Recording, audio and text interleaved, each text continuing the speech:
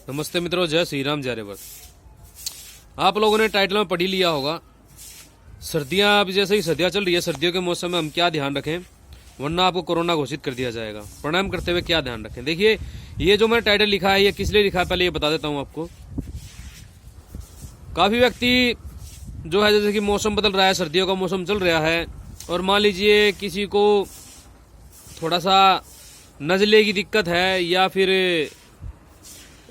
दमे जैसी समस्या है, कफ आदि जम जाता है अंदर मान लीजिए छाती में, और आप किसी अस्पताल आदि में जाते हैं, वहां पर आपका जो है चेकअप वगैरह होता है, कोरोना टेस्ट पहले ही करते हैं वो लोग, और वहां पर मान लीजिए आपका कोरोना आ जाता है तो आप वैसे ही घबरा जाएंगे, क्योंकि देखिए ज्यादातर रिपोर्ट झूठी होती हैं।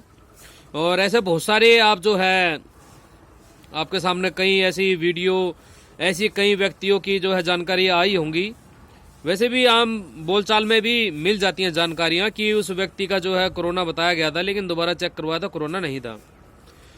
ऐसे ही एक आप वो ट्वीट भी उनका पढ़ सकते हैं, जो ये कंपनी है एक टेस्ला, एलोन मस्क को बताया गया था कोरोना है, लेकिन उन्होंने दोबारा वहीं पर उसी जहां पे पहले जांच हुई थी वहीं पर करवाया, तो एक रिपोर्ट आई पॉजिटिव और दूसरी आई नेगेटिव। ठीक है, तो ऐसे जो है ड्रामेबाजी चल रही है। अब मैं आपको बताता हूं, देखिए आप देख रहे हो कि जो ये मौसम इस समय बदल रहा है, ठीक है ना, और ठंड, हवा तेज चल रही है, अभी कई दिनों से जो है हवा खूब तेज चल रही है, और काफी व्यक्तियों को मालूम नहीं होता है कि ठंड के मौसम में कहाँ पर कैसे हमें योग प्राणायाम करना चाहिए। देखिए, हमेशा ध्यान रखिए, ठंड वैसे एक दिक्कत नहीं करती है, चाहे -डिग्री टेम्परेचर भी क्यों ना हो कितना, वो समस्या उत्पन्न इतनी नहीं करेगा जितनी की तेज हवाएं जो चलती हैं जब वो उत्पन्न करती है। मान लीजिए आपको दंड बैठक लगाने का शौक है और खूब तेज हवा, ठंडी सर्दी के मौसम में ठंडी हवा चल रही है और वहां पर आप लगा रहे हो दंड बैठक कपड़े वपड़े निकाल कर,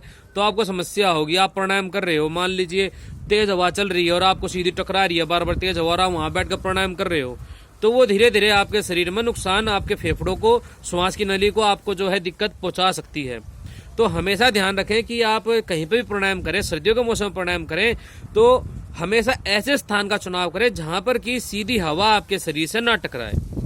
जैसे कि मान लीजिए आप कहीं पर कर रहे हैं तो कहीं पर आसपास कोई ऐसा दीवार सी हो, या फिर आसपास कुछ भी ऐसा, मतलब इसे बना नहीं देते, थोड़ा सा हमारे गांव में वह बना दिया करते, मुझे कोठरा बोल दिया करते, ठीक है, एक कमरा ऐसे बना दिया करते नहर के पास में, तो सर्दी हो चाहे कुछ भी, अपना उसी में ही दंड बैठक आदि, योग आदि, अपना प्राणायाम आदि में कर लिया करता। और भी बालक जो थे हमारे गाँव के, वहां पर वो करते हैं। तो इस प्रकार से कुछ होना तो वहां पर आप लोग कीजिए, ठीक है। और एक चीज बताना चाहूंगा, देखिए आप लोग जो है शहरों में रहते हैं और अंग्रेजों की व्यायाम पद्धति अपनाते हो, उन्हीं का भोजन अपनाते हो, तो ऐसे ही व्यक्ति, ऐसे ही युवक, ऐसे ही युवतियां सबसे ज्यादा मतलब कि मरते हैं नई नई बीमारियों में। मतलब मरते क्या, मार दिए जाते, कुछ भी होता है चाहे, लेकिन आपने देखा होगा कोई भी योग प्राणायाम करने वाला, शुद्ध सात्विक भोजन लेने वाला व्यक्ति कभी भी किसी भयंकर रोग से पीड़ित होकर नहीं मरता है, ठीक है। कोई भी जो व्यक्ति योग करते हैं, सही प्रकार से योग प्राणायाम करते हैं, हर बात का ध्यान रख के करते हैं,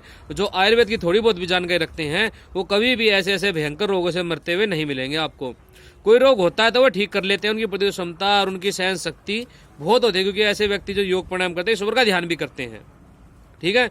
और आजकल आप देख रहे हो ना, आपको मान लिया कोरोना घोषित कर दिया जाए तो आपको 15-20 दिन के लिए अस्पताल में या फिर कहीं पे भी बिल्कुल एकांत में आपको रहना पड़ेगा, क्वारंटाइन जो भी कुछ वो बोलते हैं। लेकिन मान लीजिए इसकी जगह कोई वो, वहां पे क्या होता है, वहां पर रहने के बाद में व्यक्ति वैसे तनाव में आता है, वैसे वो लुढ़क जाता है, मर जाता है। अधिकतर वहां पर मतलब इतना तनाव हो जाता है व्यक्ति को बहुत ज्यादा। मान लीजिए हमारे जैसा व्यक्ति है, ईश्वर की उपासना करने वाले हैं, हमें चाहे 1 महीने तक रख लो कुछ भी, फिर भी कुछ नहीं बिगड़ने वाला।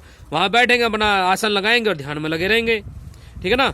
तो जो है योग प्राणायाम और ध्यान भाई बहुत ज्यादा जरूरी है। ये आपका हौसला, आपका हृदय जो है कमजोर नहीं करेगा। आप एक व्यक्ति जानता सर्वव्यापक ईश्वर है, हर जगह रहता है, डर किसका बात का भाई। चाहे कहीं एकांत कमरा हो, चाहे एकांत कहीं रेगिस्तान हो, चाहे कहीं एकांत कहीं जंगल हो, वहां पर भी रहकर वहां पर व्यक्ति वो मस्त और एकदम बढ़िया रह सकता है। तो देखिए, मेरा उद्देश्य ये था कि आप कुछ बातें तो समझ गए होंगे जो मैं बताना चाहता हूं। तो भाई योग प्राणायाम करने का तरीका समझ गए होंगे। तेज हवा लगती है तो वहां मत किया करो। और कुछ काढ़ेगा बताता हूँ मैं आपको थोड़ा सा।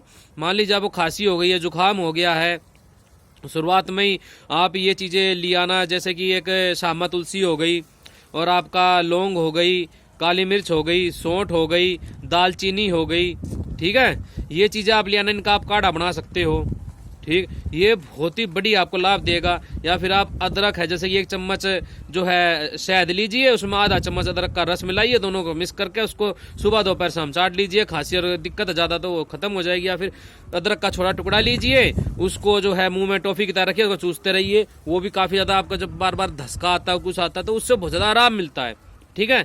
ऐसे लहसन का है, लहसन को आप जो है भून लीजिए, काली सी हो जाए, उसके बाद उसको ठंडा कीजिए, उसको पीस लीजिए, चूरा सा कर लीजिए, उसका उसमें शहद मिलाकर रख लीजिए और सुबह दोपहर शाम आधी चम्मच अपना चाट लीजिए।